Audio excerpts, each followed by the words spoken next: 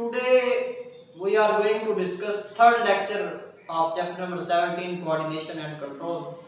And the topic of today's discussion is defense against pathogen in plants. कि जब plant के ऊपर कोई पैथोजन अटैक करता है तो प्लांट अपने आप को कैसे बचाते हैं। प्लांट में जब कोई डिजीज पैदा हो जाती है तो प्लांट अपने आप को कैसे बचाते हैं। तो व्हाट इज पैथोजन?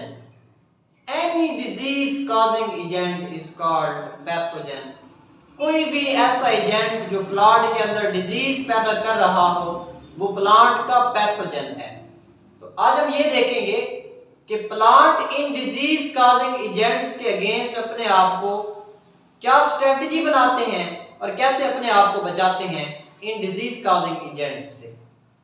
तो डियर स्टूडेंट्स, पहले हम देखते हैं प्लांट्स के अंदर कौन कौन से डिजीज कॉजिंग एजेंट्स हैं। तो प्लांट्स के जो डिजीज कॉजिंग एजेंट्स हैं वायरस, बैक्टीरिया, फंजाई, लाइकन, ये प्लांट के डिजीज कॉजिंग एजेंट हैं। ये प्लांट के पैथोजन हैं, ये प्लांट के पैरासाइट हैं, ये प्लांट के अंदर डिजीज पैदा करते हैं। कौन कौन?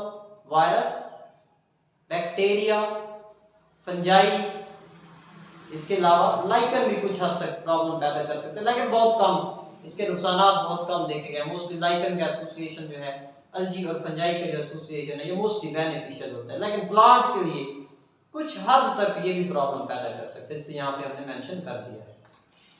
अब जो सबसे पहले हम यहाँ पे अपने इस टॉपिक को 4 हेडिंग में डिवाइड करेंगे। Callus formation, plant canker, plant tumour और गॉल्स। सबसे पहली जो हमारी टर्म है वो है कैलस फॉर्मेशन। अब डियर स्टूडेंट्स, जैसे आपको पता है कि जब हमारे बॉडी के अंदर किसी जगह पे इंजरी होती है, वाउंड होता है, तो वाउंड वाली जगह से ब्लीडिंग स्टार्ट हो जाती है।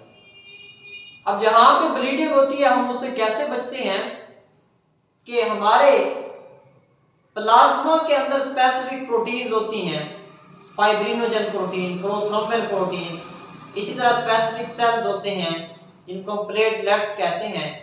तो वो जख्म वाली जगह पे जाते हैं और जाके वहां पे जख्म को रोकने का काम कर रहे होते हैं, क्लॉट बना देते हैं।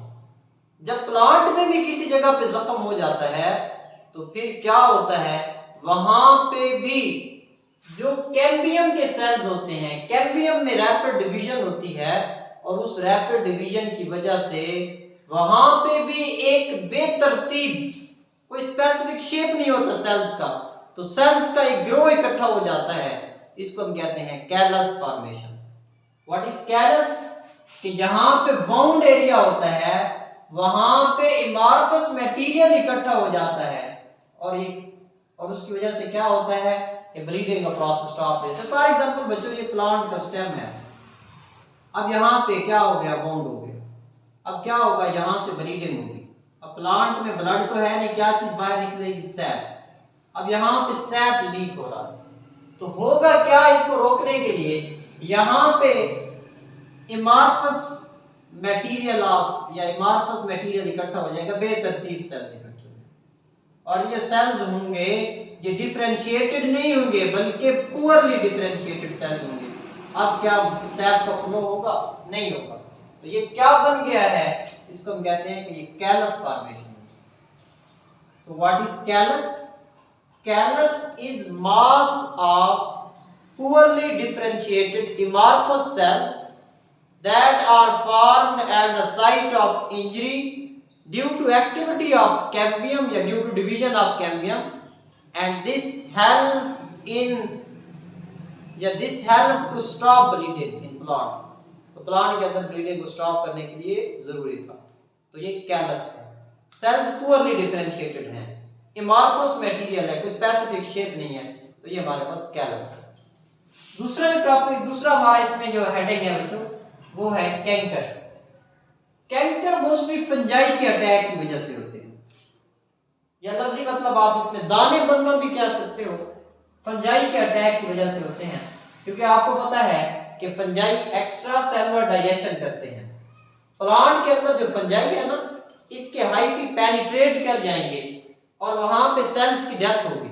जब सेल्स की डेथ होगी तो प्लांट में हमें वहां पे जहां पे सेल की डेथ हुई है वहां पे हमें लीजन्स नजर आएंगे, इनको हम नेक्रोटिक लीजन्स कहते हैं। फिर उनके कैलस फॉर्मेशन होगी। तो ये वहां से हम इसको क्लियरली देख सकते हैं कि ये फंगल अटैक है प्लांट। तो जब फंगल अटैक होता है तो इसको हम प्लांट कैंकर कहते हैं। फॉर एग्जांपल क्या होगा कि हाइफी पेनिट्रेट करेंगे प्लांट के अंदर, जहां हाइफी पेनिट्रेट करेंगे वहां पे जो सेल्स थे उनकी डेथ हो जाएगी। ये डेड सेल्स का ये मास इकट्ठा हो गया, ये दानों की शक्ल में, लीजन्स की शक्ल में। तो ये है, इसको हम कहते हैं नेक्रोटिक लीजन्स। ये फंगल अटैक की वजह से होता है।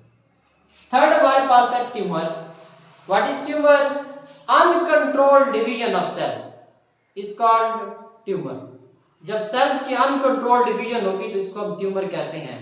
और बच्चों याद रखना है, एक टर्म होती है ट्यूमर और एक होता है कैंसर। तो ट्यूमर दो तरह का होता है, एक बिनाइन होता है और दूसरा मैलिग्नेंट होता है। अगर ट्यूमर जहां पे बना है उसी जगह पे रहे तो ये बिनाइन ट्यूमर है, और अगर उसी जगह पे ना रहे बल्कि बॉडी के बाकी पार्ट्स में भी फैल जाए, इसकी मेटास्टेसिस हो, इसकी स्प्रेडिंग हो, तो इसको फिर हम कैंसर कहेंगे। तो प्लांट के अंदर ट्यूमर भी बनता है, प्लांट के अंदर कैंसर भी बनता है। अनकंट्रोल्ड डिवीजन ऑफ सेल होती है जो एक जगह पे लोकलाइज्ड भी होती है, और या ये भी हो सकता है कि बॉडी के बाकी सेल्स पे भी अटैक करे। तो मोस्टली बैक्टीरिया की वजह से, बैक्टीरिया होते हैं स्पेसिफिक ट्यूमर इंड्यूसिंग बैक्टीरिया, उसकी वजह से प्लांट के अंदर ट्यूमर इंड्यूस होती है, और जो सेल्स होते हैं वो अनडिफरेंशिएटेड मास ऑफ सेल्स बन जाते हैं। नेक्स्ट बड़ी इंपॉर्टेंट डेफिनेशन है, व्हाट आर galls? galls क्या होते हैं? Growth on the plants that are induced by parasite. Parasite की वजह से प्लांट की बॉडी के ऊपर जो ग्रोथ हो जाती है, दाने होती है कि दानों की शक्ल में होते हैं, और ये यूजुअली ऑर्गेनाइज्ड ग्रोथ होती है, एक स्पेसिफिक ऑर्गेनाइजेशन में होती है। फॉर एग्जांपल कि अगर ये लीफ है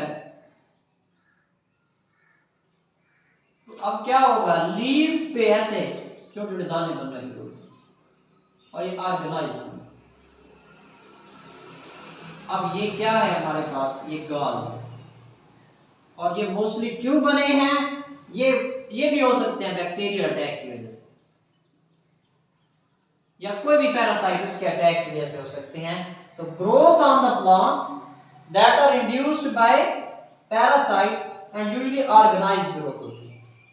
ट्यूमर इंड्यूस्ड बाय बैक्टीरिया, तो ये मोस्टली लेस डिफरेंशिएटेड होता है अदर galls से। ये भी याद रखनी है कि ट्यूमर इंड्यूस्ड बाय बैक्टीरिया वो अदर galls से